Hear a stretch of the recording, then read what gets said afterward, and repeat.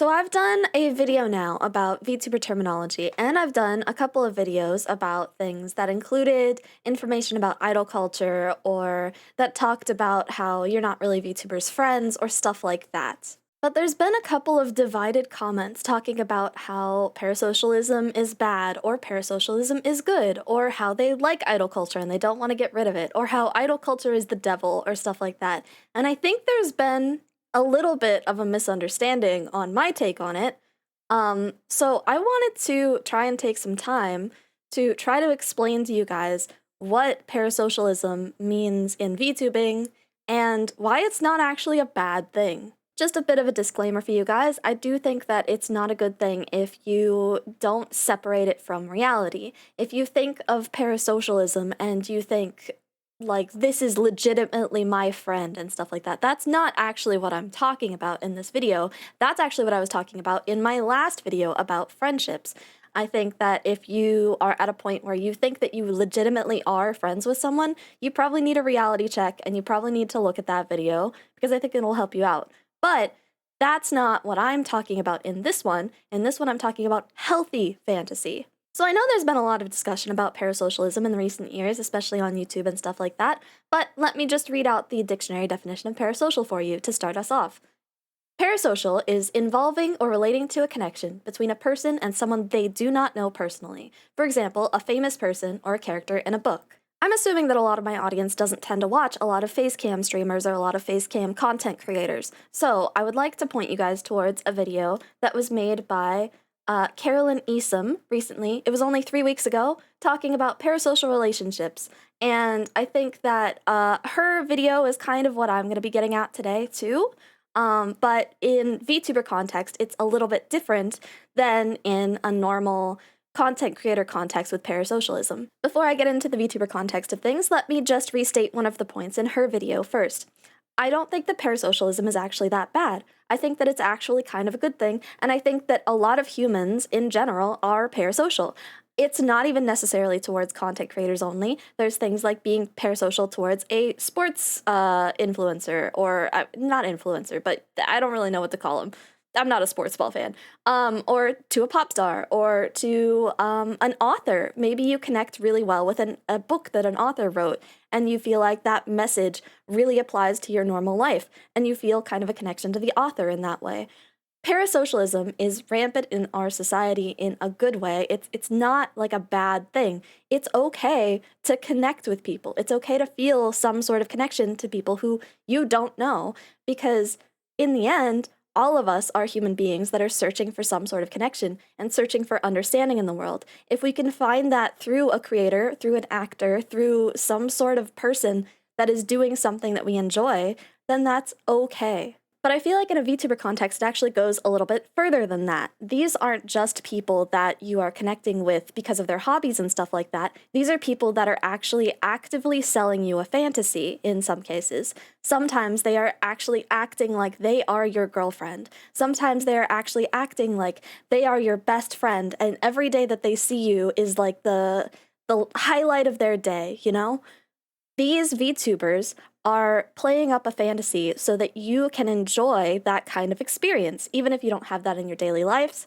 And even if you know that it's not real, it's okay to indulge in that fantasy. I gave this example earlier with a friend that I was talking about this exact situation to.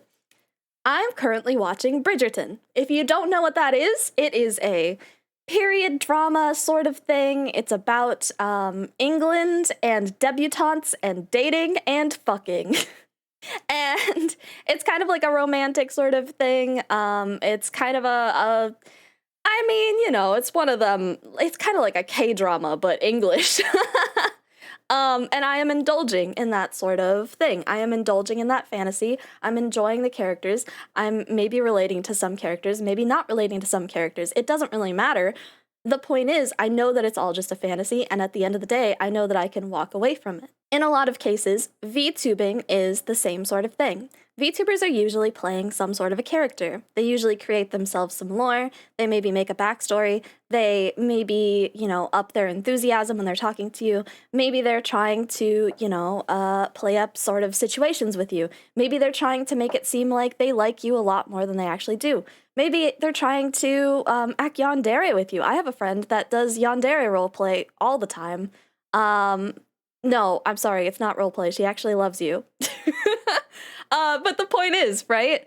There are a lot of VTubers who are trying to give you some sort of a situation that makes you feel like you are involved with them. This is actually exactly what I was talking about in my last video with commercialized friendships. These VTubers are trying to sell you the fantasy of being your friend, of being involved with you, of liking what you like, of caring about your life, etc., etc. Some VTubers are better at it than others. Some VTubers don't do it at all because they just don't like that sort of thing and they don't want that kind of connection.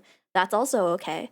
But some VTubers do it, and they do indulge in those fantasies themselves, and they enjoy that kind of thing.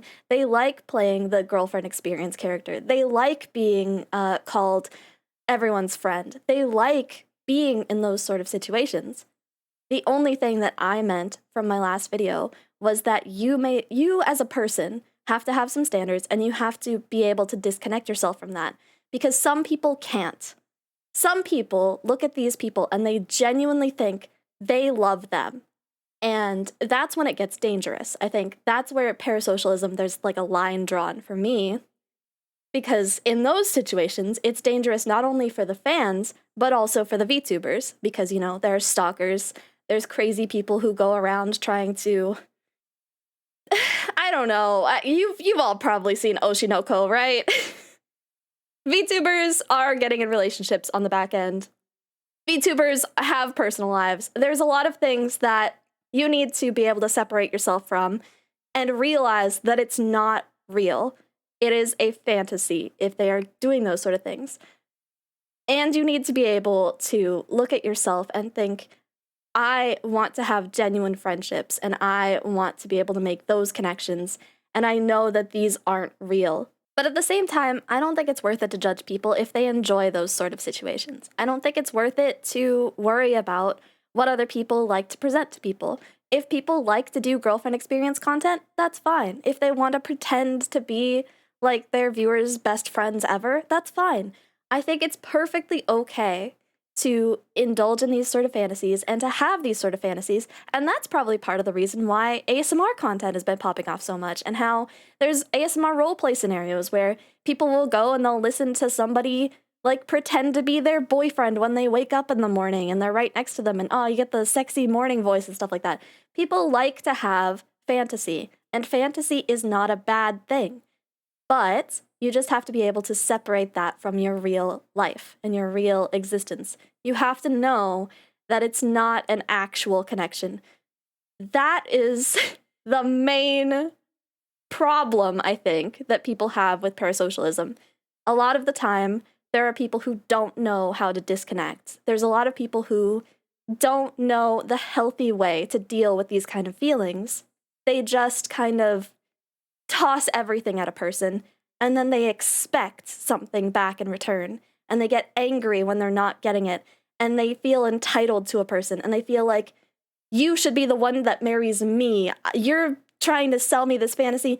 You love me and only me. And that's when it gets really dangerous. But at the same time, if you are trying to thrust this expectation onto a VTuber that they should be selling you a fantasy, that's not necessarily true either. Sometimes a VTuber doesn't really want to do that. Sometimes there's reasons that they became a VTuber that were not related to trying to create a fantasy, that were not related to try and play a character.